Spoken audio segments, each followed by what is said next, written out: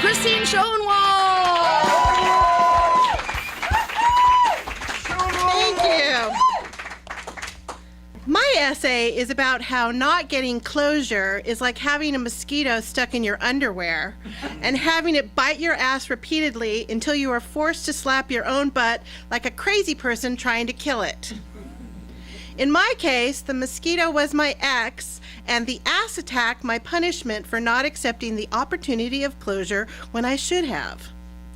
It started when my friend Lauren reposted a blog entry I wrote, and my ex commented on it saying, "One of Christine's best evers." When I posted it, nothing. Nada. Crickets. When she shares it, suddenly they are both part of a Christine's fan club. I don't know if he was trying to be supportive or just friendly, but whatever his intentions were, the end result was that he reactivated my obsession for him.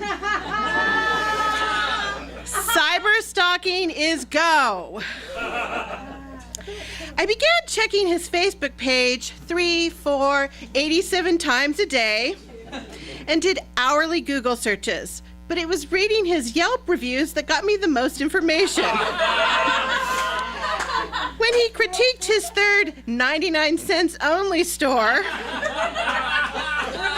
or used the word joint to mean restaurant as if he was some sort of 1940s gangster. I thought I might be a teensy bit infatuated. I was 16 again, calling a boy and hanging up when he answered. Hello, it's not a crank call if you are merely making sure someone is still alive. That's a public service. I was just doing reverse life alert. You're welcome. But this guy isn't my boyfriend, and I'm not sure that he ever was. Though we were involved, calling him my ex isn't quite right. He was more than a super duty booty call, and yet less than a significant other. There's no name for that unless it's a hookup with consequences or a casual affair with play misty for me results. My boyfriend Andy is one of the kindest, sweetest people you could ever meet. He has gone to a sushi restaurant for me, even though seafood makes him want to vomit. He always takes my car in for repairs, and when our cat was dying, he held her paw. I know Andy makes my life better every day, and if there was a special prize for boyfriends, I'd nominate Andy for a Lifetime Achievement Award. But my passion for my ex is like a rash that flares up from time to time, one that I can never quite get rid of no matter how many ointments or creams I use.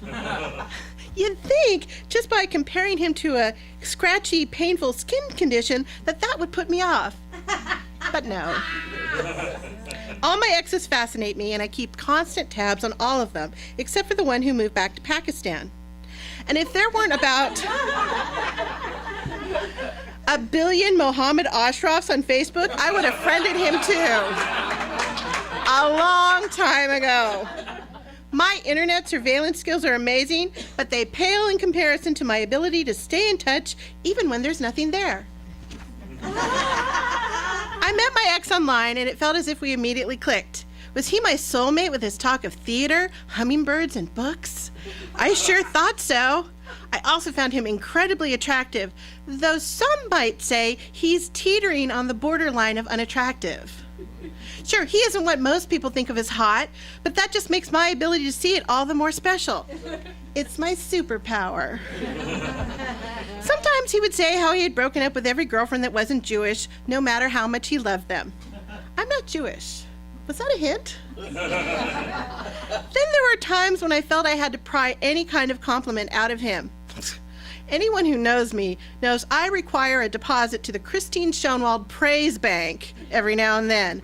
This guy was painfully overdrawn, but maybe that's why he intrigued me so much. When the end came, it came fast, hard, and completely unexpected. The sex was electric, he told me about his new relationship as he ended ours. Awesome. He didn't break the news to me gently or carefully since he was already experiencing crazy, stupid love. It felt as if he was hitting me over the head with an iron skillet and didn't care how much it hurt me. Instead of ending it right then, I insisted we stay friends. And decided to wait it out. Sure, she was great now, but in time he'd want me back. If I were still in the picture as his friend, he'd know where to find me. All I needed to do was practice a little patience. I didn't want to compete for him. I'd hoped he'd just naturally find his way back to me like a lost dog. In the meantime, I could dye my hair red, convert to Judaism, and pretend to come from New Jersey. Easy peasy. I was willing to do almost anything to have him in my life. Move over, Glenn Closure. There's a new psycho bitch in town. I'm not a witch. So I knew I had taken the train to batshit crazy town when I went on the internet searching for free love spells. Yeah, I wish I was kidding. I was too scared to actually do a spell that would make him love me. I've seen enough movies to know you don't mess with someone else's will, for it will come back 3 times as fierce and destroy you. So I found a spell that would only make him think of me. That seemed harmless enough as I chanted it while driving. I don't remember the spell that well, but I think it went something like this.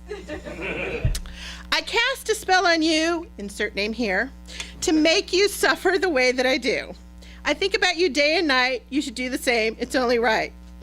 Thank God that spell was free. Can you imagine anyone paying for that? That's really crazy.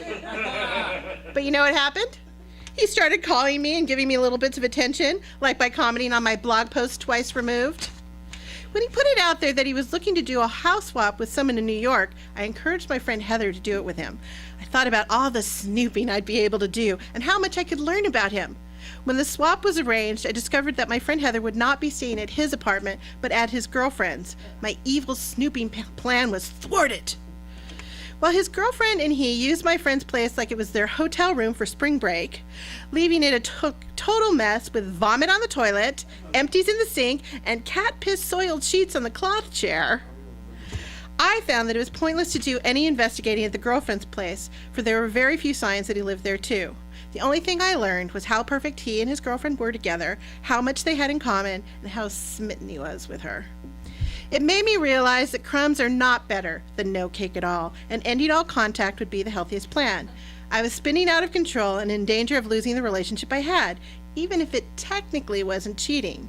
If I didn't start focusing the obsession energy on Andy, I would lose him.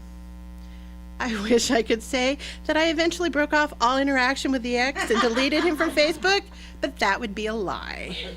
It still aggravates me when he likes a photo or writes me an email asking how my novel's coming along. I know he's just trying to be a nice guy, but we don't have closure, and the pretense of pretending to be friends is torturous for me.